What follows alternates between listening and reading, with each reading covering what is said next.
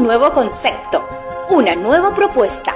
Autores increíbles, el espacio creado para descubrir quiénes están detrás de Relatos Increíbles, nuestra revista hispanoamericana dedicada a los géneros de la fantasía, la ciencia ficción y el terror. Pueden apoyar nuestro proyecto adquiriendo el último número de la revista en sus plataformas de ebook como Amazon o Letgo. De igual manera, pueden sumarse a la comunidad de patrocinadores en Patreon, donde contarán con muchos beneficios a cambio de tu apoyo constante. Relatos Increíbles es una lectura para todos. Muy buenas a todos y todas las personas que se encuentran viéndonos en estos momentos. Muchas gracias por su afecto, por su compañía y por seguir cada uno de estos programas en lo que estamos aquí esperando a que algunas fallas, algunos problemas, solucionando algunos momentos, unos pequeños inconvenientes que se nos suelen presentar, como siempre, antes de iniciar este programa, pero de verdad estamos muy agradecidos y muy contentos de que se encuentren aquí viendo nuestro programa con nosotros. Este es un espacio propuesto por la revista Relatos Increíbles, el cual hemos denominado Autores Increíbles, y pues es un espacio en donde nos encontramos no solamente con los escritores de nuestra revista, con los escritores de nuestra revista, sino que también nos encontramos con especialistas sobre algunos temas que hemos venido convocando a lo largo de estos 11 programas. Estamos en estos momentos con Álvaro Morales. ¿Cómo estás, Álvaro? Bien, ¿cómo andas? Bien, Álvaro es de Montevideo, psicólogo por la UDELAR y psicoterapeuta por la CEA. Ha participado en unas 50 publicaciones, es un autor pues ya algo experimentado, entre ellas Carbono Alterado, 3, 4 y 6, revista Axón, revista El Narratorio. En el 2016 publicó una novela de ciencia ficción, El Otro Montevideo, en Kodama, y Cartonera, Tijuana, México. ¿Hay algo que corregir aquí, Álvaro? No, está todo perfecto.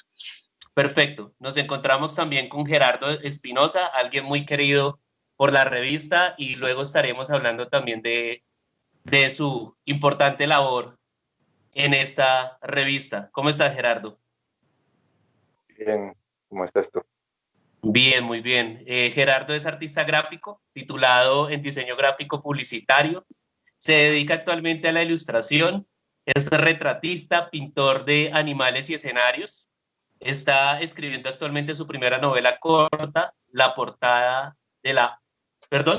es obra suya. Bueno, sí, la portada de nuestra revista es obra de Gerardo.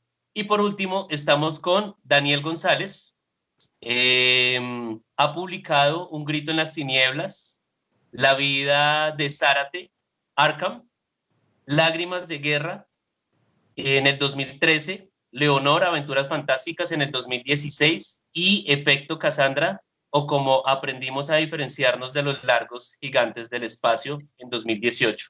¿Cómo estás, Daniel? Todo muy bien, ¿y ustedes? ¿Qué tal?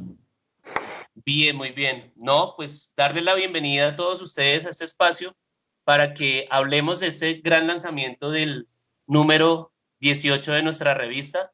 Estamos realmente muy contentos de cumplir ya 18 lanzamientos en estos 18 intentos por hacer un programa, un proyecto pues bastante cultural que abarque los diferentes temas de terror, ciencia ficción y fantasía, que son los temas propios de nuestra revista.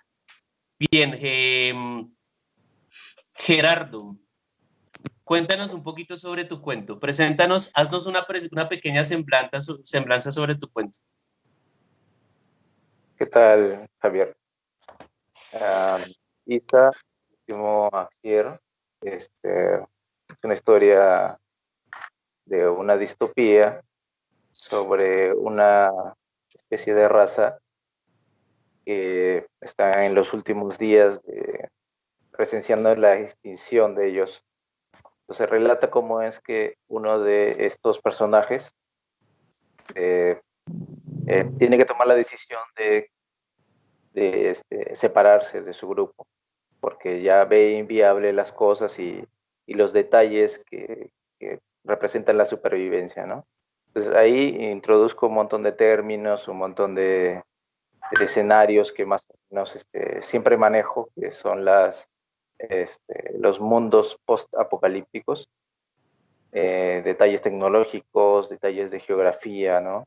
Cosas, problemas que podría ocurrir en la humanidad si eventualmente ocurrieran guerras más o menos destructivas, ¿no? Ah, también viendo cómo es que se desarrollaría la fauna, en qué circunstancias las poblaciones se intentarían subsistir, ¿no? Veo también cosas como, como la fauna nueva que se vuelve letal, ¿no? Hay una parte del relato que habla sobre perros y que Los perros los salvajes, sí, invito a leer. Entonces ahí en esa parte más o menos doy una visión de lo que podría pasar en el futuro, ¿no? Es un cuento de ciencia ficción, es muy corto, uno de los más cortos de la revista y espero que les guste. 2 paginitas, bastante concreto y bastante entretenido además.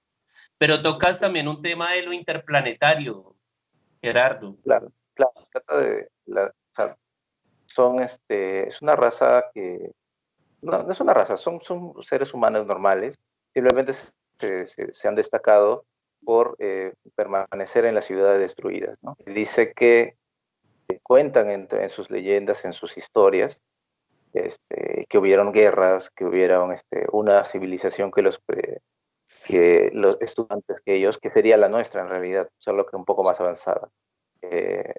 Dicen también cuántos planetas hemos pisado, cuántos logros se han conseguido, y justamente eso es lo que añoran ellos, porque están más en contacto con esas ruinas. También mencionamos hay la otra civilización, las otras personas que se alejaron de las ruinas y formaron comunidades en las partes altas, que es lo que haríamos nosotros los limeños y en realidad cualquier poblador del mundo, ¿no? Ir a zonas un poco más, más amables con el ser humano, ¿no? Entonces, ahí hay un contraste y hay un deseo de supervivencia de los Axieres, ¿no? Para decir que Isa sea el último. Técnicamente no es el último, pero en la decisión que toma hace que él sea el representante, digamos que final, ¿no? Para Hay, continuar la hay historia. un problema con su grupo y es un problema de reproducción, ¿no? Tenemos ese inconveniente. Pero Claro, bueno, digamos que una de las cosas muy interesantes de tu cuento, Gerardo, es todo lo que mencionas, eh, todo lo que se logra intuir, ¿no? Las escenas que crean permite asumir, pues aparentemente un mundo posapocalíptico, un mundo en donde pues la humanidad está en un periodo crítico y aparte, pues no hay agua, ¿no? Mencionas en tu relato no hay agua, cuidan a muerte la poca capacidad de agua, de producción de la Tierra o el planeta donde habitamos, donde están habitados. Realmente nunca supe si era la Tierra o era algún planeta, pero me gusta que no se mencione justamente esto, que se mencione la idea de lo interplanetario, pero también de esta crisis en la que se encuentra la humanidad y en donde además Isa es el último de su tribu y es que casi quien carga con la responsabilidad de salir a conocer, a buscar un nuevo rumbo. exacto. Bien, Gerardo. Luego tenemos el cuento de Álvaro, La Cuarta Lápida. De verdad que es un cuento bastante interesante. Yo te quería preguntar sobre si clasificas tu cuento en algún tipo de terror. Parece que sí, que es más, es un cuento de terror. Si el protagonista del cuento es un demonio, ¿no? Es un ¿Ya? en un cuerpo de mujer. Yo quise jugar con eso, ¿no? Quise poder dar la imagen de algo sobrehumano, ¿no? Algo completamente ajeno, ¿no? Inclusive en algún momento dice, el protagonista dice, ¿cómo puedo responderle a un mono? Hablando de los seres humanos. ¿No? O sea, Ya, me gusta la perspectiva esa de de algo completamente diferente, ¿no? Que en el contexto es un cuento de terror, es un demonio, pero podría ser otra forma de vida, otra inteligencia, ¿no? Quise separar, que se notara la diferencia.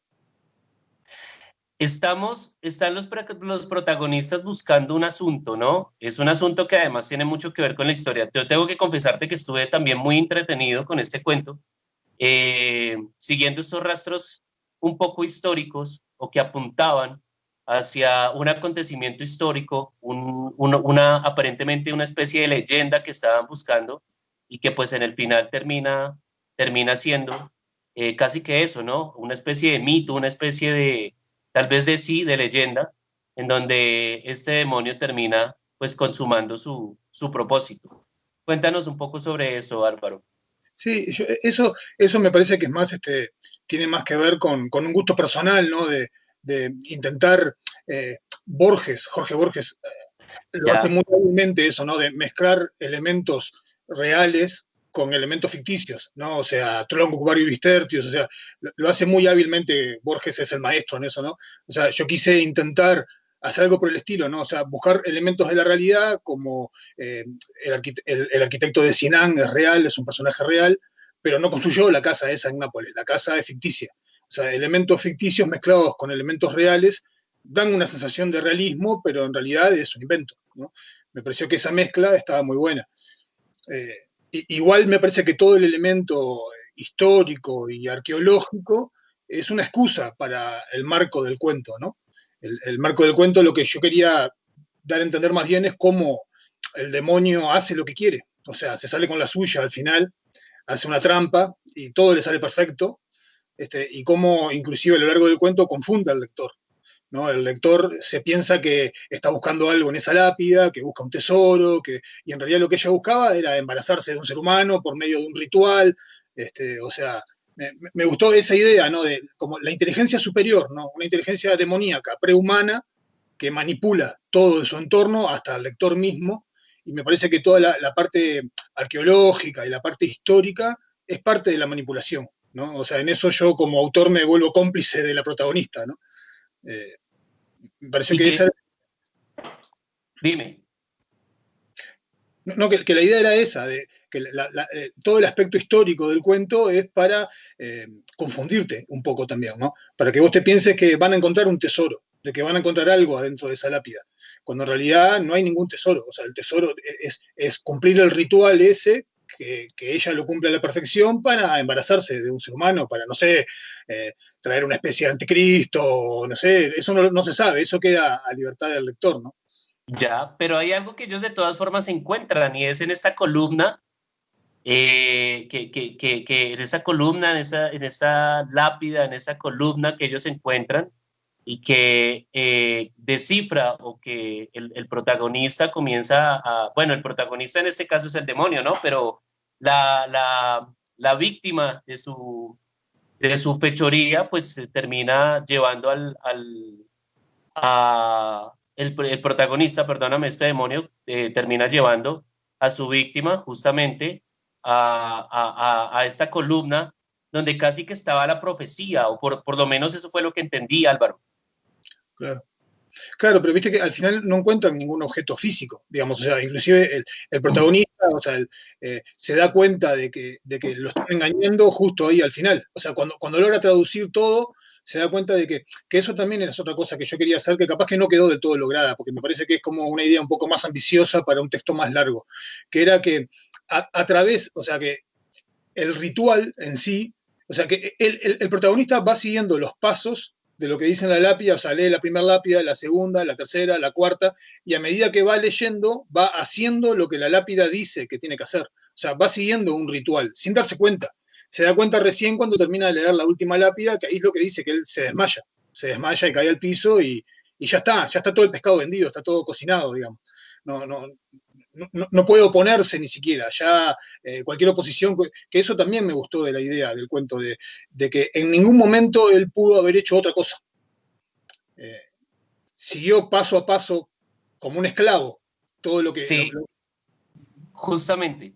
Hay algo que quiero mencionarle al público y que me gustaría que lo dejáramos acá, Álvaro, para dejar también ese suspenso. Hay unos sacrificios, ¿no? hay unos sacrificios que están bastante interesantes y como termina este espíritu logrando consumar todo su ritual de fertilidad, pues es algo que me gustaría dejar sobre el público, pero que es algo bastante interesante y me parece que es un choque que tú terminas dando para el lector. Bárbaro. Sí, sí. Perfecto, listo. Daniel González, un nuevo estilo de vida, un cuento que si bien aborda el terror, también me dio mucha risa, tengo que decirte, me pareció muy cómico, me divertí muchísimo leyendo desde principio a fin, ¿no? Tenemos a un Martin Luther King que pues puede estar quedando solo para desarrollar una especie de igualdad entre perros y gatos. Cuéntanos un poco sobre tu cuento, Daniel. Sí, gracias. Sí, bastante variado, ¿verdad? Ha estado nuestra revista. Sí, un nuevo estilo de vida es un relato, podríamos decir, humorístico. Es una historia que cuenta las aventuras o las andanzas de la familia Santamaría, que son la típica familia nuclear, ¿verdad? Con 2 hijos, 2 padres, la abuela, etcétera. Y cada uno por su parte, ¿verdad? Con su propia personalidad muy particular. Se van a un viaje a la playa, pensaban que todo iba a salir normal, que todo iba a salir bien, pero de pronto la hija adolescente empieza a producir un comportamiento un poco inusual, podríamos decir, ¿verdad? Y empieza a verse que no sale de día, pasa todo el día dormida, no le gusta el sol, no come, no le gusta el ajo, y bueno, entonces en algún punto llaman al médico, pero bueno, el médico no puede hacer nada, solamente le resta porque la encuentra succionándole la sangre a un ratón. Entonces A una rata. yo no puedo hacer nada aquí, tienen que llamar a un exorcista, ¿verdad? Sale. Y el exorcista les dice, bueno, el sacerdote que llega, ¿verdad? Les dice que no, eso es vampirismo, digamos, que está convertida en vampiro.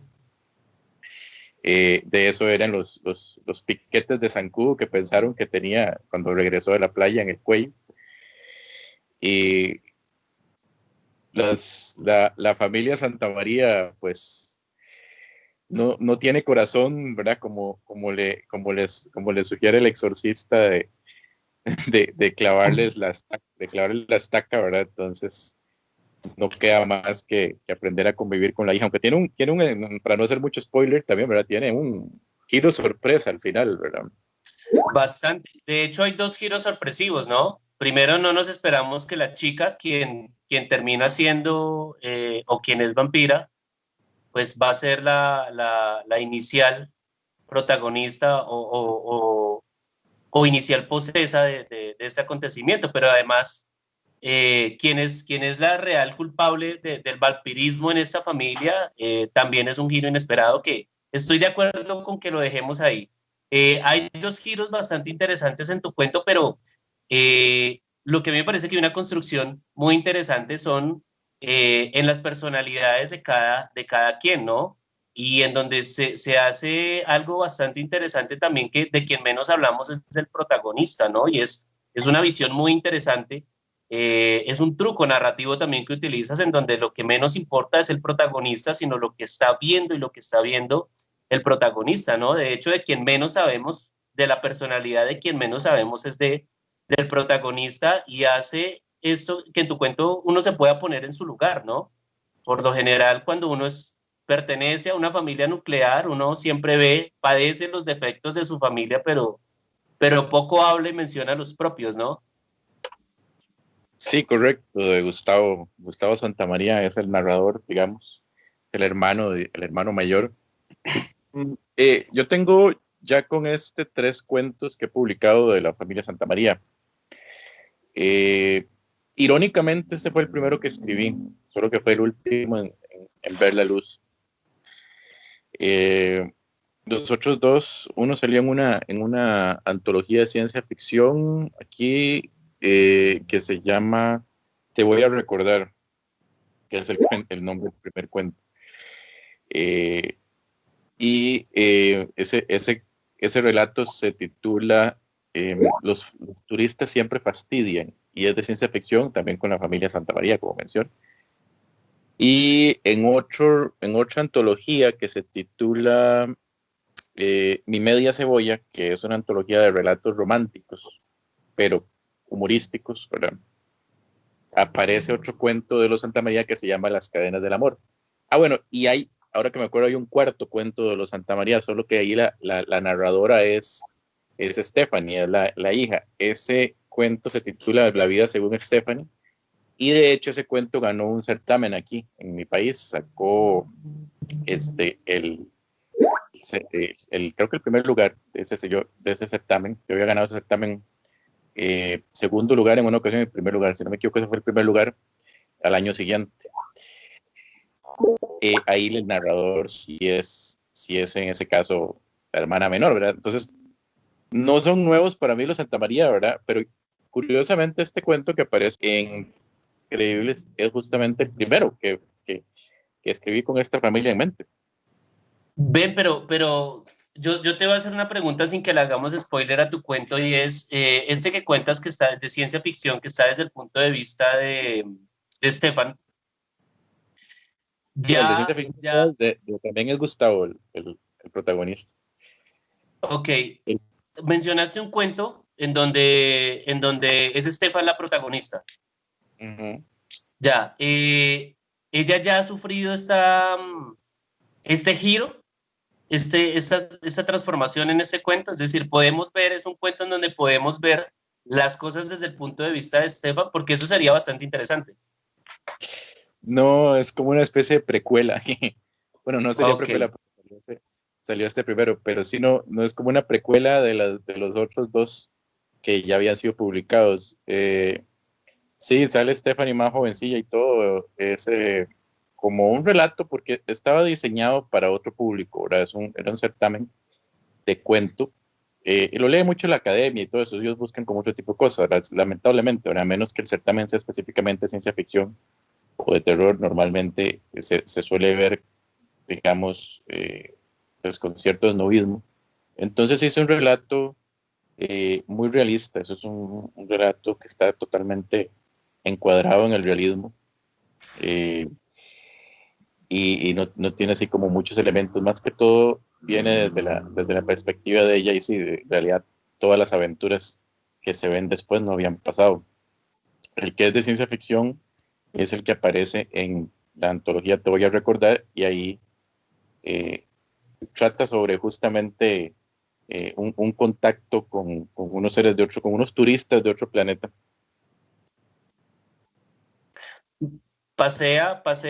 Sale mucho a pasear la familia de Santamaría, por lo visto. Sí, pero siempre les pasa algo. Y siempre les pasa algo, sí.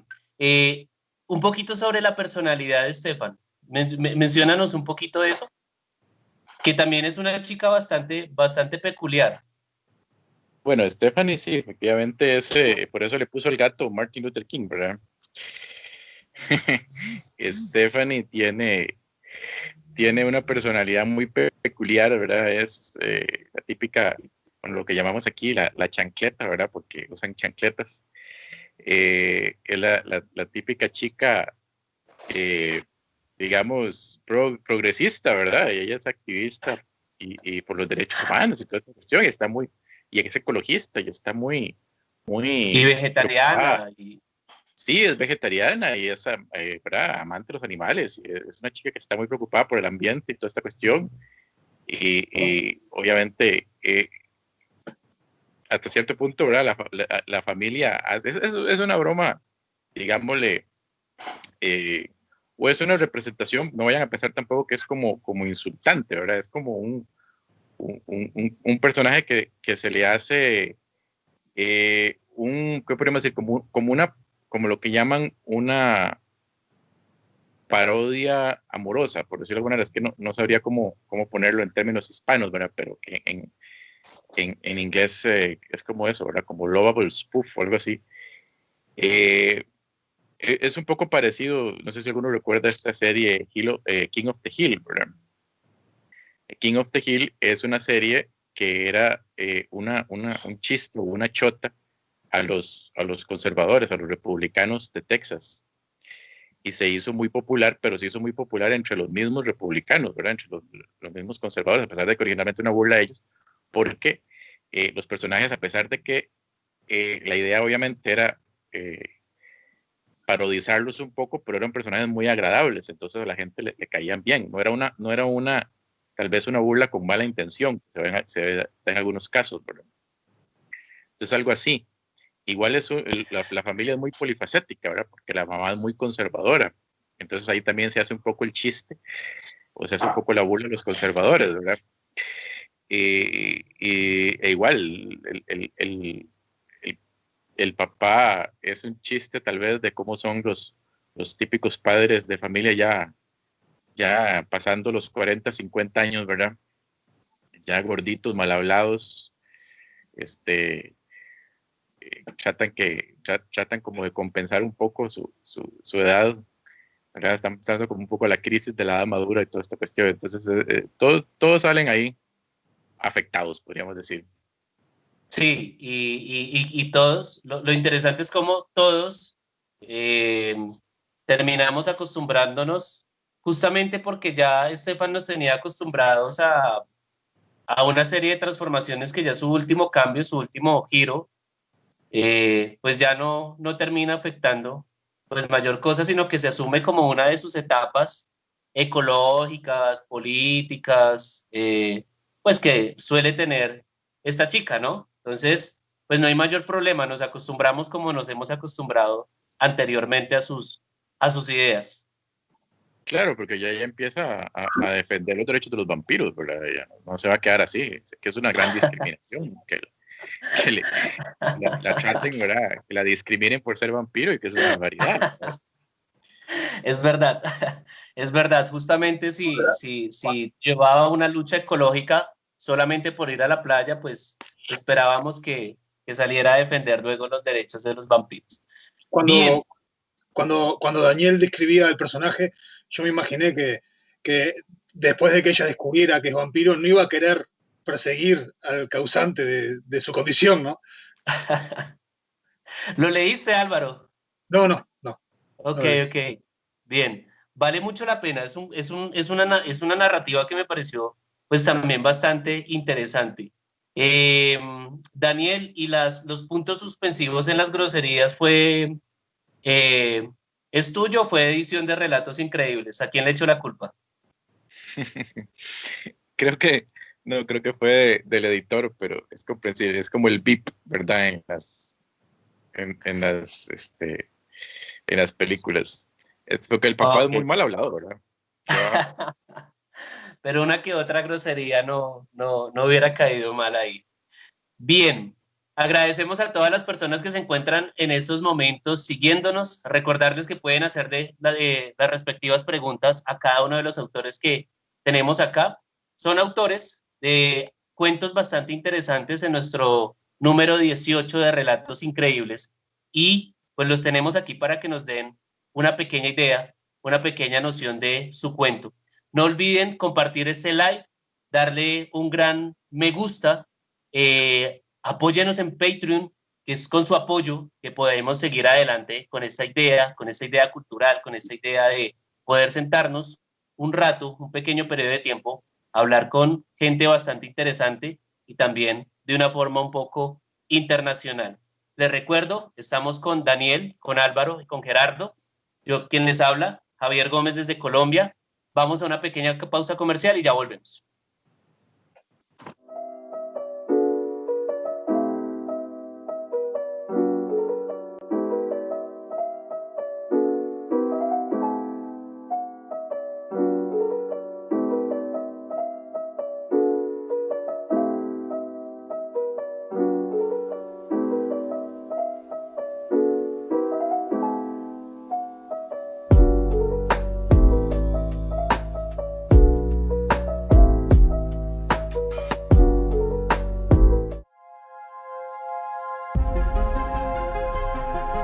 Un nuevo concepto, una nueva propuesta.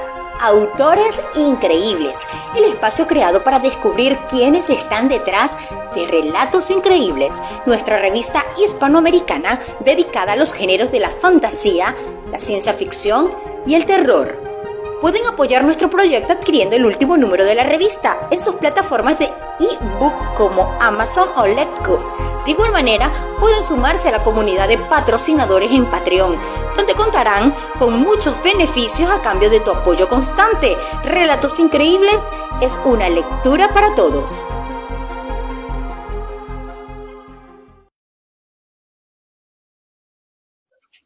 Bien, continuamos en estos momentos con Gerardo, con Álvaro y con Daniel, escritores de nuestra revista Relatos Increíbles del número 18.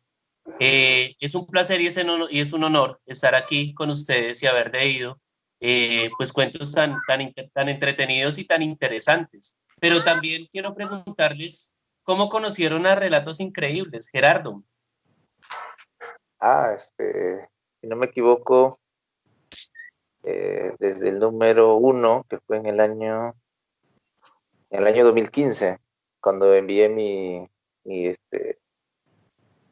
cuento al correo, ¿no?, de la primera convocatoria, ¿no? Claro, en el año 2015. Mandé un cuento que se llamaba Apuktaj, que al final llegó a salir el siguiente año, ¿no? Creo que al número 4, 5, ¿no? Es algo curioso porque envié el cuento más una imagen, ¿no? Como que decir, maña, ¿no? Voy a mandar un cuento y vamos a ver si que da un valor agregado, meter un imagen. Y esta imagen era una ilustración ilustración del cuento en sí, ¿no?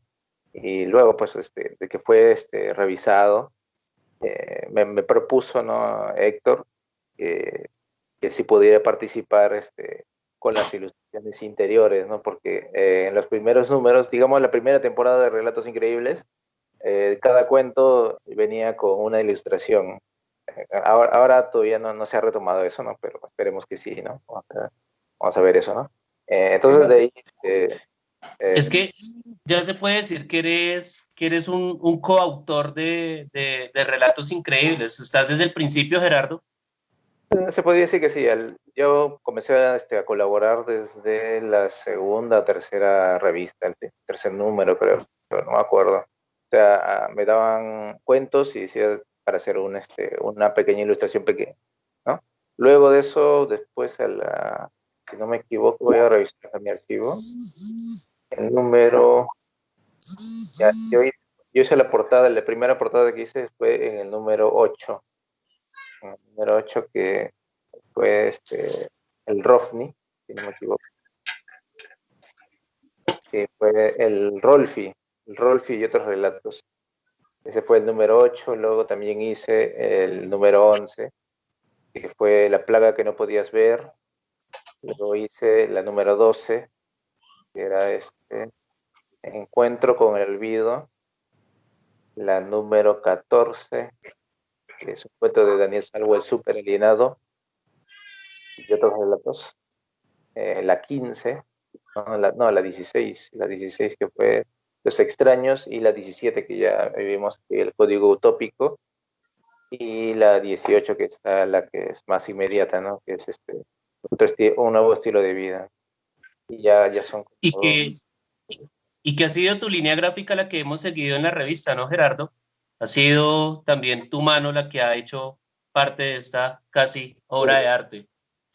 Sí, al final esta segunda temporada, entre comillas, el nuevo relanzamiento ya yo me estoy encargando de la parte de diagramación, la propuesta gráfica del diseño, todo lo que es el tratamiento de la línea gráfica de Relatos Increíbles en la fanpage, cada cita de los autores, que animo a todos los que están viendo, los autores que van a verlo después también.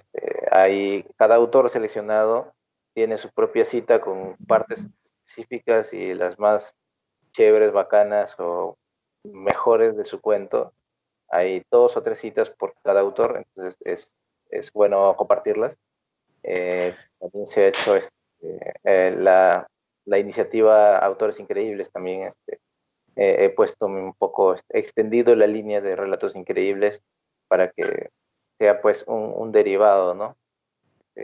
Sí, sí, si hay alguna queja con respecto, el culpable es Gerardo, ahí lo tienen presente. Bien. Viste mi page y denle like. Dime, Gerardo. Sí, pregúntame. Ok. Álvaro, ¿cómo conociste a Relatos Increíbles? ¿Cómo fue esa invitación?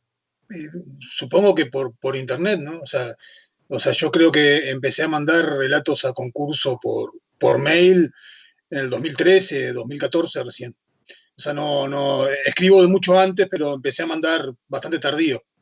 Y creo que fue por esa época. Inclusive casi te interrumpo recién cuando hablaba Gerardo. Lo que más me atrajo de la revista fue la estética, ¿no? Que es una estética como muy cuidada y me sedujo, me gustó mucho desde el principio. Ok, Daniel. Sí, mi caso fue similar.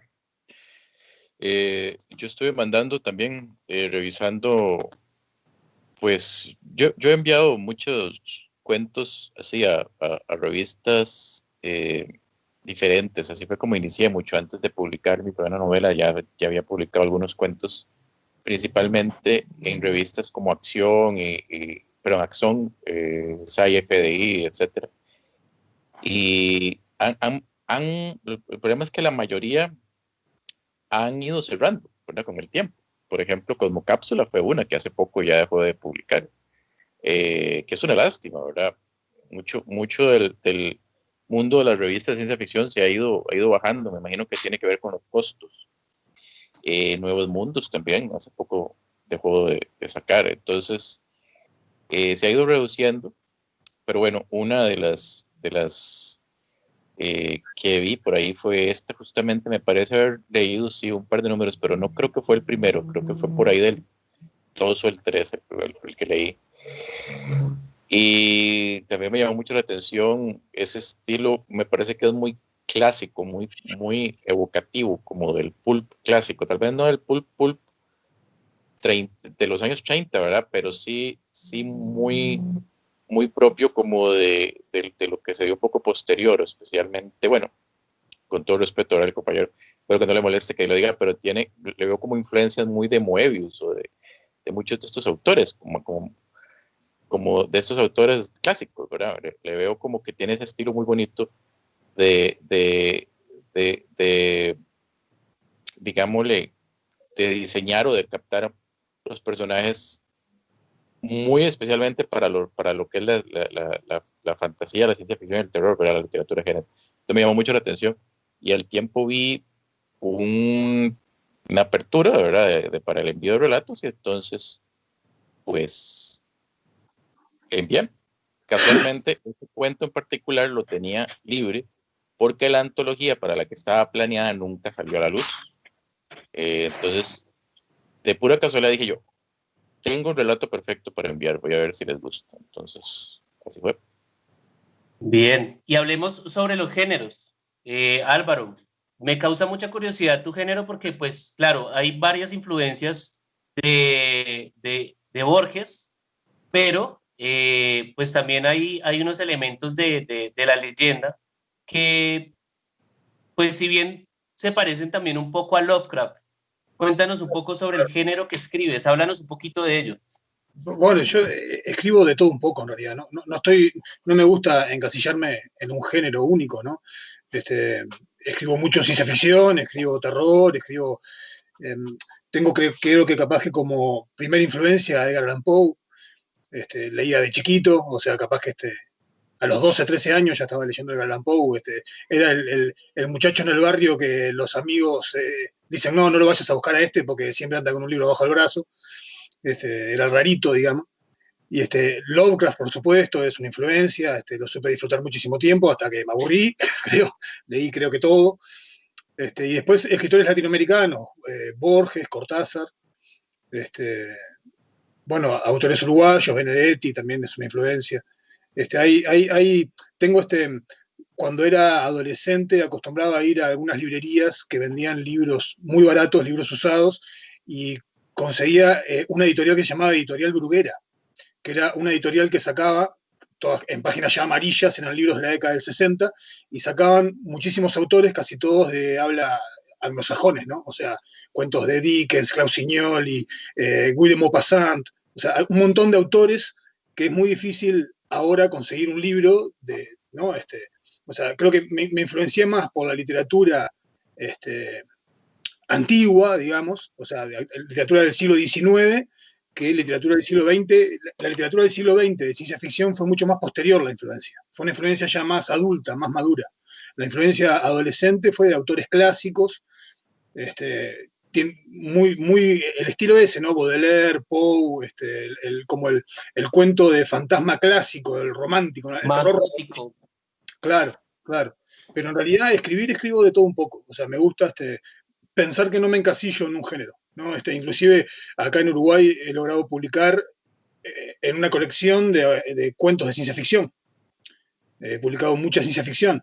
Inclusive me han como encasillado como autor de ciencia ficción, cosa que no es del todo cierto, ¿no? Porque no es lo primero que escribí, o sea, es lo que yo digo, la ciencia ficción llegó más en una etapa más madura. Al principio era más de terror, más literatura clásica, ¿no? Bien. A Gerardo sí lo conocemos por la ciencia ficción. El par de cuentos que he leído de Gerardo han sido de ciencia ficción. Gerardo, ¿por qué la ciencia ficción? ¿Qué pasa con la ciencia ficción? ¿Qué te atrapa? ¿Qué te tiene ahí envuelto en ese género?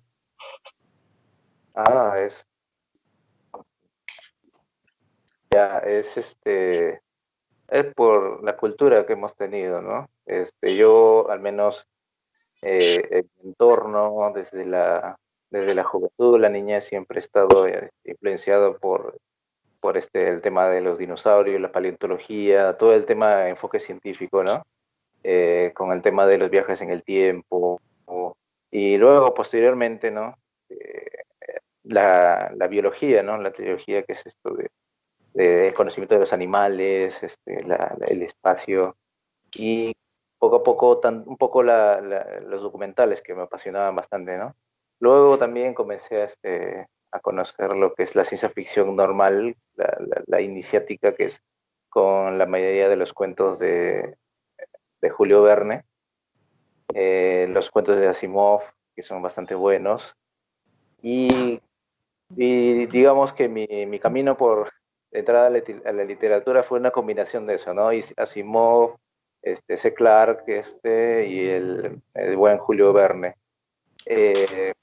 Al final, mi camino por la literatura se combinó con una aparición muy extraña, ¿no? De repente no todos llegan a eso.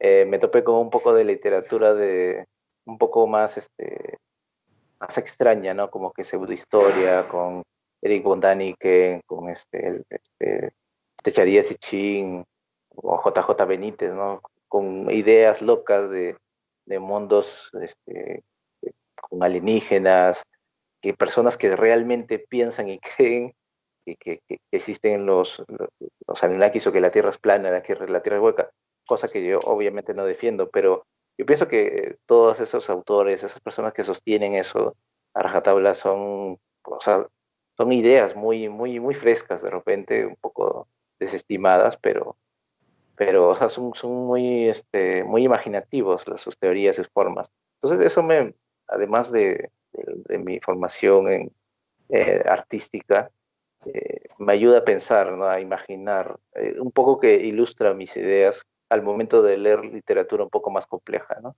Y, por ejemplo, toda esa literatura, esas cosas, esos temas astronómicos, astrológicos incluso, que son cosas muy diferentes, me ayudan a imaginar cuando uno lee, pues, algún libro de Kim Stanley Robinson, que es una de las mejores novelas que he leído, que se llama Aurora, donde tú tienes la humanidad se propone conquistar una luna en un sistema planetario bastante lejano, y que necesitan ir en una nave generacional, siglos y siglos.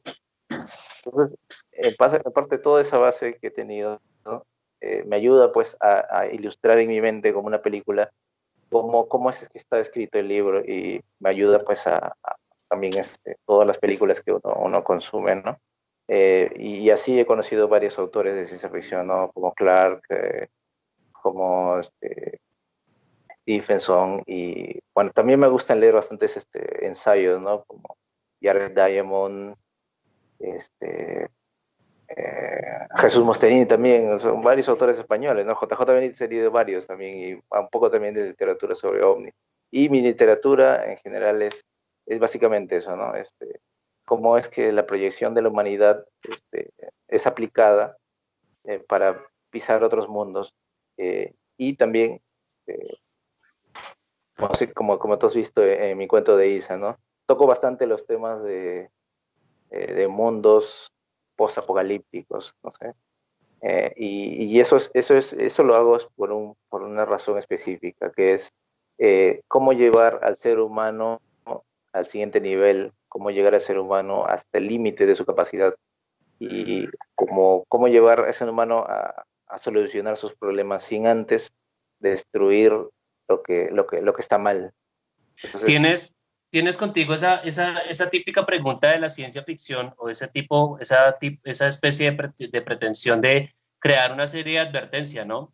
La ciencia ficción, entre uno de sus propósitos que se le ha dado, es advertir a la humanidad: estamos haciendo esto, tenemos este tipo de tecnología, pero cuidado porque podemos terminar en, eh, esta, en esta situación.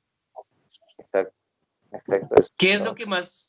Y hablando justamente de ciencia ficción, y ya que todos son autores o han publicado en su momento de ciencia ficción, esta pregunta la voy a dejar al aire para el que quiera responderla.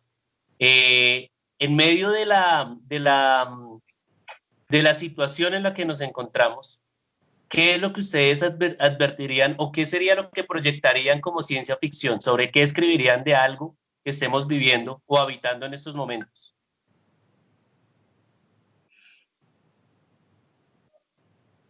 No, lo siguiente. Álvaro. Difícil, pregunta difícil. No sé, a mí me preocupa yo veo mucho Orwell, ¿no? Actual. ¿No? Veo el tema del control de masas, ¿no? Y del miedo, la paranoia. Veo mucho de eso. O sea, me preocupa más eso que la enfermedad en sí misma, ¿no? Como psicólogo también, me preocupa más el tema del miedo y de la reacción de la gente y de cuán rápido nos ponemos agresivos con el que piensa diferente o con el que hace las cosas de otra forma. Eso me parece mucho más preocupante y capaz que por ese lado iría más, ¿no? Por el lado de cómo un miedo en común que tenemos todos, que es el miedo a la muerte, puede llevarnos a formas de sistemas políticos opresivos, ¿no? Fácilmente. Parece como si la historia fuera cíclica, como se repite una y otra vez. Y me da esa sensación. O sea, no sé, yo lo digo desde mi posición acá en Uruguay, yo no sé que cada uno vive de una forma diferente, ¿no? Lo que está pasando. Pero este control de masas, Álvaro, es algo bueno, sí, Orwell lo anunció muy bien, ¿no? Lo advirtió muy bien, pero es algo que sí está en toda Latinoamérica. Es decir, desde tu perspectiva como psicólogo, este asunto de los medios de comunicación y el control de masas, más o menos, ¿cómo se da? Bueno, no sé muy bien. O sea, me parece que hay mucho miedo, ¿no? Hay mucho miedo y los medios de comunicación también son funcionales a ese miedo. O sea, el miedo vende noticias. El miedo hace que la gente vea el noticiero. Acá en Uruguay, los noticieros, antes de que empezara esto, duraban 1 hora, ahora duran 3 horas. Y todo el mundo está prendido a los noticieros. Vende más un noticiero que cualquier película, que cualquier serie, que cualquier telenovela. Es el programa más visto de la televisión, el noticiero. Y el noticiero de las 3 horas, 2 horas, habla del coronavirus. Justamente es una narrativa de miedo. Sí lo he venido presintiendo de esa forma, ¿sabes? Sí siento que, de todas formas, bueno, estamos en una enfermedad, en una pandemia, pero hay una narrativa de miedo, hay algún interés de fondo, lo creo yo de manera personal, hay Claro, un interés de fondo con someter a yo la veo, gente al miedo. claro, yo veo cómo estaba Latinoamérica antes del coronavirus. Veía manifestaciones en Colombia, manifestaciones en Venezuela, Chile estaba prendido fuego, acá en Uruguay había manifestaciones, en Argentina, y todo eso se cortó de golpe. Todo eso se cortó, todo eso se controló, digamos. Me parece que es como un gran experimento social, ¿no? Podemos ver hasta qué punto podemos cinchar de las personas para que las personas dejen de joder, ¿no? O sea, se encierren en sus casas, hagan lo que le decimos, sigan las reglas al pie de la letra. Yo doy un ejemplo que es un poco tonto por el absurdo, ¿no? Que yo digo, si ahora pongamos que nos pasan en el noticiero que en Noruega o en Suecia, en un país primermundista, alguien descubrió que usando un calzoncillo o una bombacha rosada en la cabeza, tú previenes que no te contagias el coronavirus. Nosotros nos vamos a reír y los que somos un poco críticos vamos a criticar la situación y nos va a pasar ridícula, hasta que un día te cruces por la calle con alguien con una bombacha rosada en la cabeza. Y después alguien va a salir a decir que está comprobado que la gente que usa bombacha rosada en la cabeza no se contagia y que es más simple no contagiarse. Entonces ahí va a haber más gente que la use y un día va a ser obligatorio usar bombacha rosa en la cabeza. Yo ahora te planteo esta situación que parece ridícula, pero hace 6 meses o hace un año te planteaba esa situación con el tapaboca y también te parecía ridículo. Sí, justamente era lo que nos ocurría. Álvaro, ¿escribirías? ¿Advertirías algo al respecto? Sí, puede ser, sí, ya algo estoy haciendo de eso. Bien. Daniel, ¿qué logras ver en la sociedad que advertirías en un trabajo de ciencia ficción? Bueno, yo lo que siento es que ha habido una cierta atomización. Yo no sé, me imagino que siempre ha existido, pero siento que se ha incrementado por alguna razón. Y eso lo vemos mucho en Estados Unidos con estas protestas que se dan entre grupos raciales, ¿verdad? Que por un lado surgen los supremacistas blancos, que tienen más fuerza que nunca, descontando obviamente el origen del fascismo en los años 30. Rara vez se había visto tanta fuerza en estos grupos. Pero bueno, pero surgen grupos de todo lado, ¿verdad? Es decir, también vemos que hay protestas por parte de los negros y por parte de los, no sé, diferentes subculturas incluso, ¿verdad? O culturas distintas, se están volviendo cada vez más nacionalistas, cada vez más cerradas en sí mismas. Entonces yo podría escribir algo, yo he pensado que sería algo así como lo contrario a Star Trek, ¿verdad? Cuando nosotros vemos Star Trek, es más bien, en muchas historias de ciencia ficción son así, que el futuro es unido, es un futuro donde se han dejado de lado las diferencias entre razas y entre naciones y entre sexos, etcétera, y todo el mundo ahora es humano, ¿verdad? Todo el mundo está unido como una sola humanidad. Yo más bien veo que vamos hacia lo contrario. Cada vez hay más división, cada vez hay más separación, cada vez hay grupos que están tratando de reivindicarse como que ellos son especiales porque tienen alguna característica en particular. Y me parece que más bien podríamos pasar a lo contrario, a una especie de neotribalismo, donde haya diferentes tribus, diferentes culturas y subculturas que están separadas entre sí, que están peleando entre sí, ¿verdad? Probablemente llega a niveles ridículos donde va a ser un poco como la película esta de los Trolls 2, ¿verdad? Que los rockeros tienen su propio país y los poperos tienen su propio país, ¿verdad? Y tienen, ¿verdad? Va a llegar un punto donde seguramente va a haber una tribu que son los góticos y otra tribu que son los reggaetoneros y así sucesivamente. Que eso todo el mundo, todos los demás tribus lo van a odiar a esa, pero... Bueno, justamente la industria siempre ha intentado este tipo de cosas, ¿no? Justamente la industria siempre ha intentado separar para vender, ¿no? Que pareciese que tuviera una base también un poco maquiavélica, ¿no? Separar para dominar, pero en el capitalismo salvaje separamos para vender. Tú eres gótico, tú eres rockero, tú eres reggaetonero. Dime. Le preguntas a muchos conspiranoicos, te van a decir justo lo contrario, que el sistema lo que está tratando es de unificar, y que es el globalismo, y que lo que está tratando es de quitar las diferencias entre... todo el mundo tiene diferentes versiones sobre esas cosas, y muchos de estos grupos que se empiezan a reivindicar es que yo quiero ser... se enojan porque le cambian la raza a la sirenita, esa clase de cosas, ¿verdad?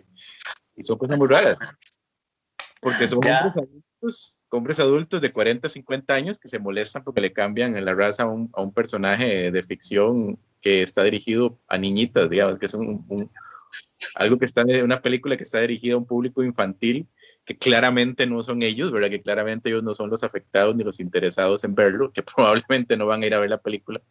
Entonces es algo muy extraño, hay como una sensación de que yo soy esto, yo soy esta etiqueta y no quiero que me quiten la etiqueta y voy a ponerme ahí a guardar y a defender mi etiqueta para que el sistema no me la quite porque el sistema es malo y me quiere quitar la etiqueta.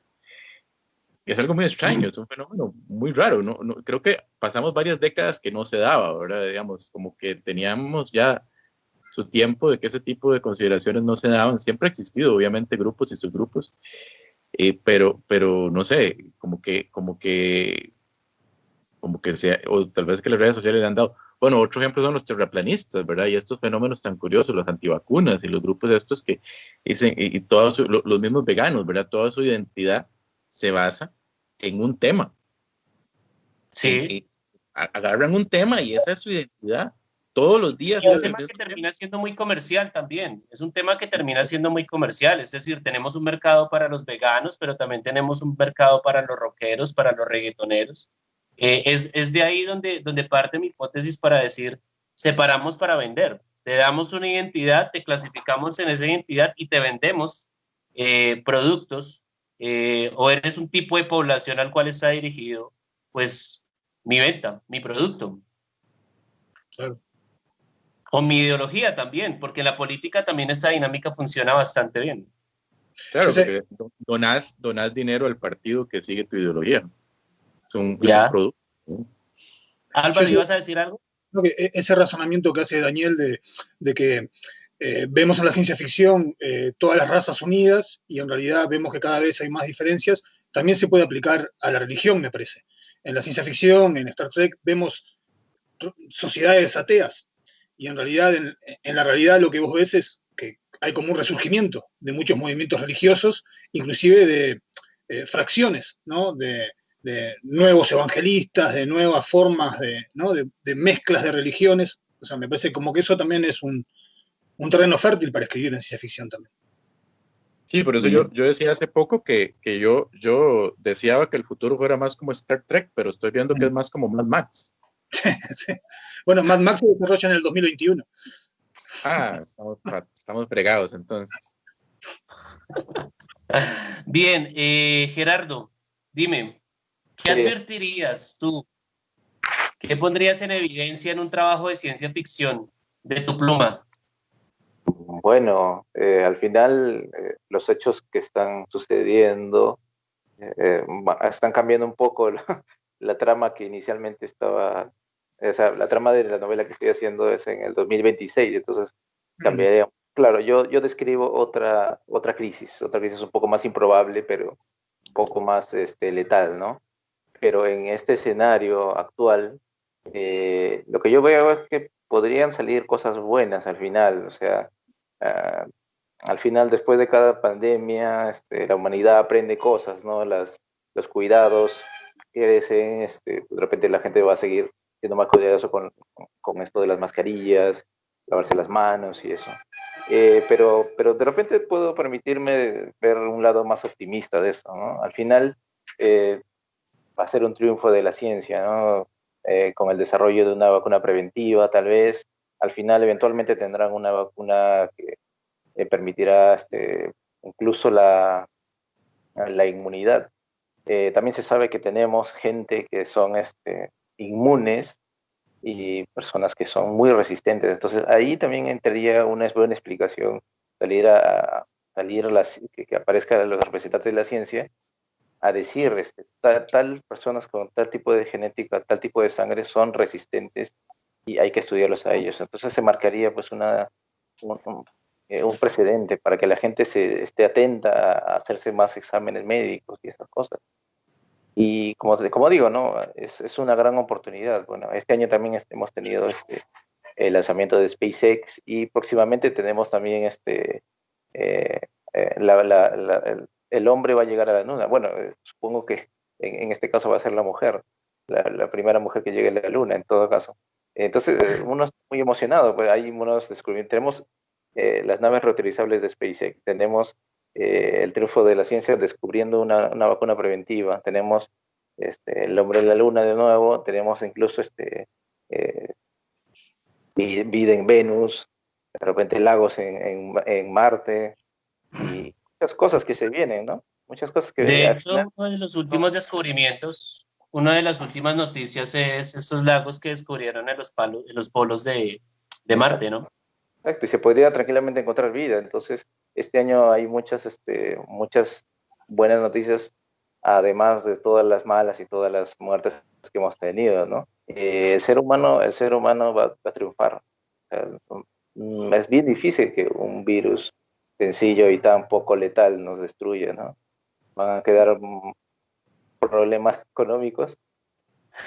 Al final, no nos van a ganar. O sea, eso es lo que Pero pienso. bueno, Gerardo, ¿tú cómo ves a la humanidad en cuanto a la era espacial, ¿no? A la nueva era espacial. Si la asumes como aquel escritor que la asumía como una plaga espacial, es decir, Claro, estamos destinados a habitar planetas y destruirlos y seguir viajando por el espacio en esta dinámica. exacto, ahí llega el dilema ético. Pues. Imaginemos que en Marte se comprueba que hay vida, ¿no? En estos lagos, hay vida microbiana. Imaginemos que en Europa también hay vida microbiana, una luna de Saturno. Imaginemos que en Venus también hay vida microbiana. Entonces, no sé qué derechos tendría la humanidad de llegar ahí y plantar una base, ¿no? Tendrían que hacerse los locos y, ¿no? Ahí es donde que entra la ciencia ficción a comenzar a meter su cuchara y decir, ¿qué pasaría si llegan dos naciones a la vez? ¿Cómo se dividirían esto? Entonces, a partir, si vemos una ciencia ficción realista, el ser humano tendría que meterle un poquito de política, ¿no? Un asesinato, el primer asesinato en Marte, el primer asesinato en la Luna, no sé. A menos que ocurra un desastre como cae un meteorito en una de las bases de Marte y como, no sé, me imagino, ¿no? Siempre la literatura y el cine catastrofista son los que llaman la atención y son los que son más fáciles de escribir, ¿no? Pero al final el ser humano va a ser ser humano en Marte, en la Luna, donde sea, entonces van a haber problemas así. Que yo sé que hay buenos escritores que van a resolver eso. Bien, vale. Agradecemos a todas las personas que siguen aquí acompañándonos en este live, en este lanzamiento del número 18 de nuestra revista Relatos Increíbles, que tiene pues cuentos y relatos realmente increíbles. Pedimos su apoyo, su colaboración. No olviden apoyarnos en Patreon para poder seguir con este proyecto. Y pues nada, compartan este live y hagan sus preguntas, que ya venimos con la sección de preguntas. Vamos a una pausa comercial y ya regresamos.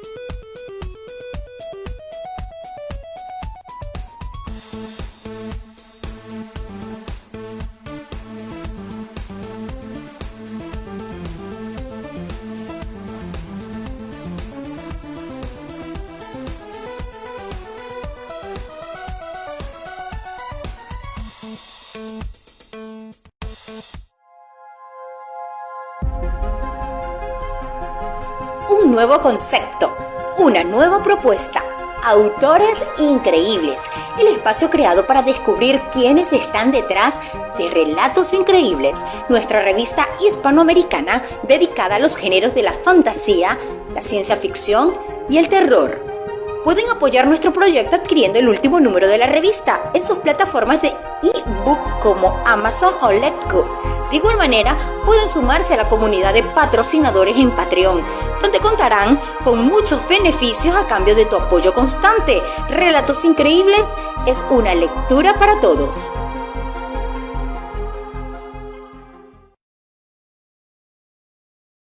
Bien, muchas gracias a todas las personas que siguen aquí con nosotros. Estamos hablando sobre ciencia ficción y también conociendo un poco a cada uno de los autores que ha publicado en nuestro número 18 de la revista. Y hay una pregunta justamente para Gerardo. Gerardo, ¿por qué Isa? ¿Qué pasa con Isa? Isa, bueno, hay un texto apócrifo que dice que Jesús, ¿no? Jesús bíblico, supuestamente llegó hasta India, ¿no? Y llegó bajo el nombre de Isa, ¿no? Me pareció muy bonito, muy chévere usar ese nombre para decir que el representante del último de los asieres salga de esa comunidad reducida y sea el nexo con la otra comunidad un poco más agraciada y alejada de ellos, ¿no? Y ese es Isa, ¿no? Incluso hay unos nombres ahí que son, bueno, la mayoría de los nombres nuestros son cogidos, ¿no? De la cultura hebrea, ¿no? Por ejemplo, Miguel, ¿no? Gerardo no es, Mario, porque yo me llamo Mario, entonces también, ¿no? Pero Isa es eso, Isa se llama, de ahí viene el nombre. Ok, para los que estaban pensando que había alguna relación extraña con respecto a nuestra presentadora Isabel, pues ya Gerardo, Gerardo Claro, aclara que no. es con Z y es varón, o sea. Está bien, está bien. Para Daniel, hay una pregunta para Daniel. ¿Los cuentos de la familia Santa María son seculares? Es decir, ¿un cuento afecta al otro? ¿En un próximo cuento de la familia de la hija seguirá siendo vampiro? No, son autocontenidos. Cada cuento es totalmente independiente uno del otro. Son como episodios, en realidad, de una serie, por decirlo de alguna manera. Bueno, esa idea de los episodios, por eso te preguntaba hace un momento si podríamos continuar con la vida de Stephanie, pero ¿has pensado escribir algo sobre la perspectiva de Stephanie? Es decir, es una chica muy contemporánea y pues bueno, es un vampiro también que termina siendo bastante contemporáneo, ¿no? Vamos a tener un activista por los derechos de los vampiros. ¿Se aproxima algo por ese lado? Bueno, no lo he pensado, ¿verdad? Porque como dije, la mayoría de los cuentos los concibo como autocontenidos, pero es una idea interesante.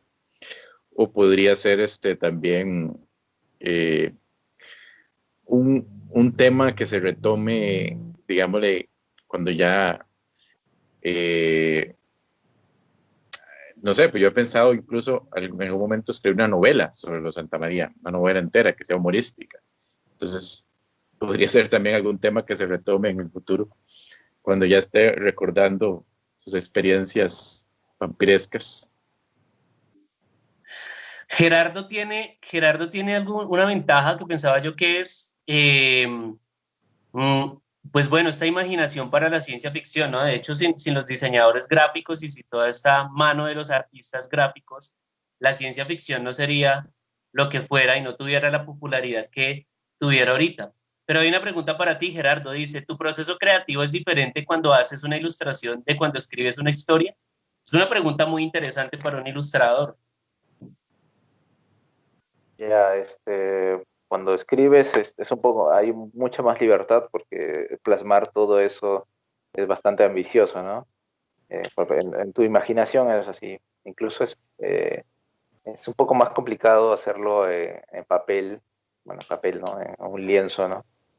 Porque a veces, bueno, por temas de presupuesto también, ¿no? No puedes hacer y deseas hacer toda una ciudad, una escenografía increíble. Pero con tiempo se hace, con tiempo se hace. Creo que es más fácil hacer en la escritura, ¿eh? Porque ahí te puedes dar el lujo de tener toda la escenografía completa, hacerte todo un Avengers entero en un par de párrafos. Y es más complicado, es toda una chamba hacer condensar todo eso en una ilustración, una portada, ¿no? Que se logra con paciencia, con tiempo, pero ayuda bastante la documentación, ¿no? Por ejemplo, a mí me gusta coleccionar pósters de películas, generalmente de eso me baso, ¿no? Al final, lo que quiero que cada portada sea de cada libro, ¿no? Y bueno, de un montón de artistas también, bastantes inspiraciones, color, teoría del color, eh, todo eso, educar el ojo, tener una biblioteca mental de un montón de referencias y cosas, ¿no? Y es que hay algo muy interesante con la ilustración o con un póster o con la escenografía de una distopía de la cantidad de inferencias que nosotros podemos hacer de una sola imagen, ¿no? Claro. Supongo que lograr esto es un asunto muy difícil, pero ¿cuánto tiempo más o menos demorarías en este proceso creativo creando una sola escenografía de una distopía, por ejemplo? Una distopía, por ejemplo, hay muchos estilos, ¿no? Si quieres hacer, digamos, la ciudad de Bogotá, por ejemplo, quieres hacer que sea víctima de una catástrofe, un terremoto. Entonces, pones la foto de Bogotá, utilizas la técnica de la manipulación fotográfica, el matte painting, el foto. Puedes utilizar un montón de cosas, ¿no? Por ejemplo, ubicar pedazos de escombros, eh, texturas de hierbas, animales que están por ahí, y tranquilamente en ¿cuántas horas? En 5 o 6 horas puedes tener a Bogotá totalmente destruida. Edificios partidos, lluvia, un sol, de repente una atmósfera malsana. Todo eso puedes tenerlo en horas, ¿no? Simplemente tienes que tener los elementos. Obviamente tienes que buscar galerías donde tengas escombros, pones escombros, Eso sería animales. muy interesante.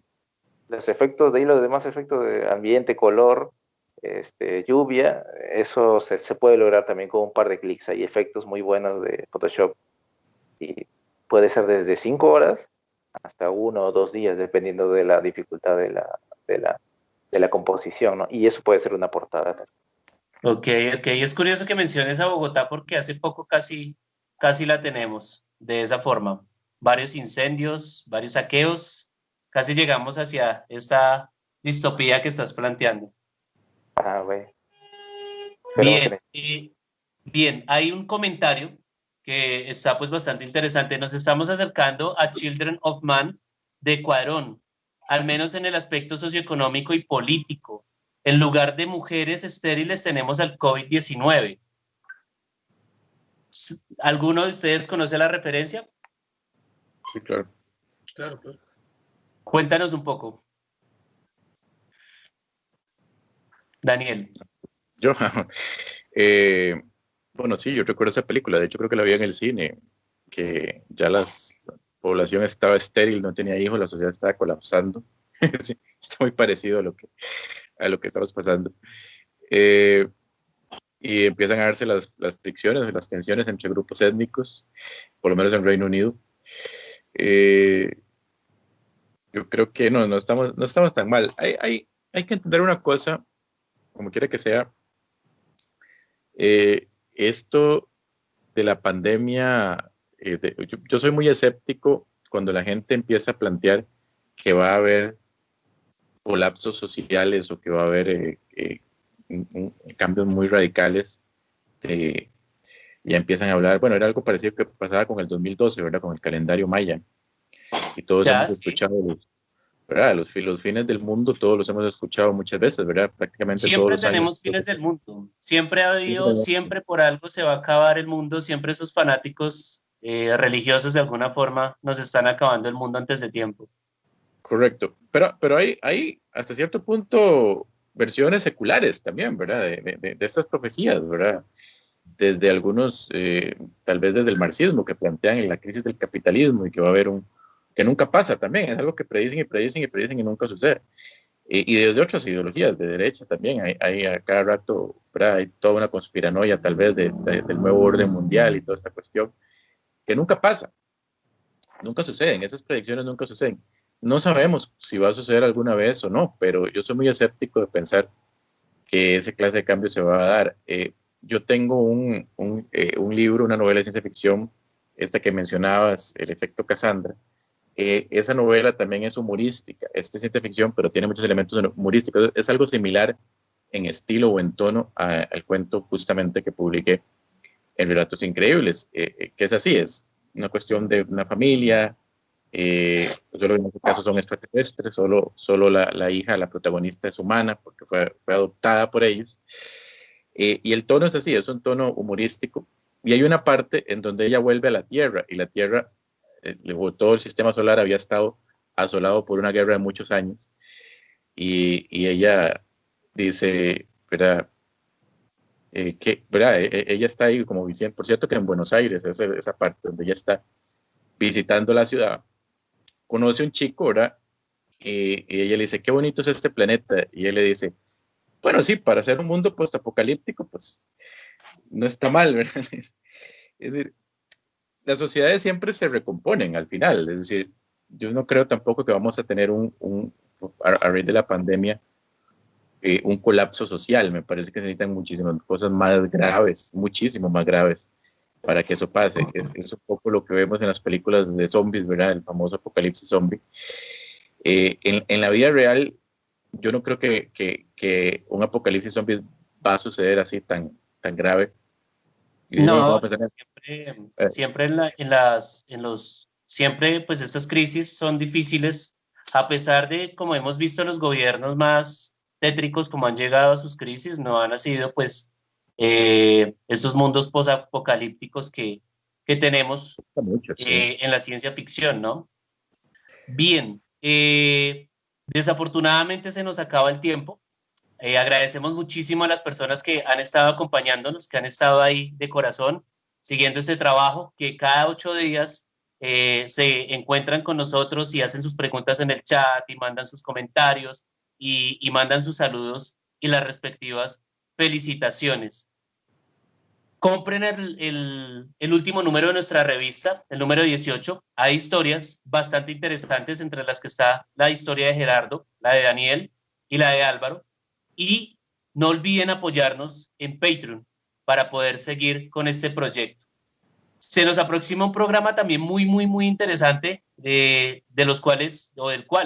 al cual mejor están todos ustedes invitados a que participen también por medio de sus preguntas, por medio de sus comentarios, y que lo anuncien también a sus amigos, que es El Monstruo en la Cultura. Y no solamente se acerca este programa, sino se acercan otros 3 programas que están relacionados con nuestro tema de Halloween, y hay algunas sorpresas al respecto. Ya terminando, quisiera pedirles a cada uno de ustedes que hagan una invitación a leer su cuento, a leer a comprar la revista y a leer también a los demás escritores de este. Entonces, si empezamos por Álvaro. Sí, bueno, yo recomiendo la revista, es una revista de muy buena calidad. Ya ven que los cuentos son muy variados, que hay diferentes temáticas, hay ciencia ficción, hay terror, hay diferentes visiones de diferentes autores latinoamericanos, que eso también le da riqueza, ¿no? Porque si fuera solo, vieron que ya mismo en la conversación que tenemos nosotros ahora acá, todos tenemos, a pesar de que pensamos bastante parecido, tenemos o sea, nuestras circunstancias, nuestro contexto nos influye, y eso tiene mucho que ver también en las opiniones que tenemos, y eso le da riqueza a los textos. Me parece que está interesante porque hay textos bastante variados. Genial, Álvaro. Genial. Gerardo. Bueno, recomendarles a toda la gente de Latinoamérica que compre la revista, que apoyen el Patreon. Cada vez la revista va a estar mejor. En realidad, cada día le estoy aumentando más cositas a la diagramación, a las ilustraciones. Vamos a ver si vamos a tratar de incluir ilustraciones en cada cuento. Y esto es un proyecto que va a crecer. Y la calidad de los cuentos también está muy buena. Hay infinidad, un montón de géneros que muchos de ustedes van a hacer sentirse identificados. Los animo a leer y a leer y a leer, a continuar leyendo esto y a difundir la cultura. Que es un proyecto bastante bonito, no solamente que nos ha reunido a gente de diferentes países de Latinoamérica, sino que también es hecha con el corazón y con mano de obra, literalmente, latinoamericana y para la gente latinoamericana, ¿no? No solamente Europa o Estados Unidos produce buena ciencia ficción, sino que justamente en nuestra revista se han vislumbrado bastantes relatos que nos han dejado muy, muy sorprendidos. Y les aseguro que dentro de este número 18 también hay relatos de ese tipo. Daniel. Sí, por supuesto, invitarlos. Consuman literatura, como estaba mencionando hace un poco, muchas revistas han ido desapareciendo. Hay que apoyar la literatura y hay que apoyar la literatura de género y hay que apoyar la literatura latinoamericana. Vale, muchísimas gracias de nuevo a todas las personas que estuvieron siguiendo este live. Recuerden, próximo programa, El Monstruo en la Cultura. No olviden comprar nuestro número 18 de Relatos Increíbles y darnos su apoyo de corazón en Patreon. No es más, no siendo más, damos por terminada esta conversación. Es un honor estar en esa conversación con cada uno de ustedes. De verdad que tienen relatos muy interesantes y cada vez que yo he hecho la ojeada a la revista siento que he pasado momentos bastante interesantes y bastante entretenidos, en donde también, como ocurrió en el caso de Álvaro, en el caso de Gerardo y en el caso de Daniel, me he enterado de algunas situaciones de la cultura misma. Hasta luego, que estén muy bien y nos vemos en el próximo programa. Chao, pues. Chao.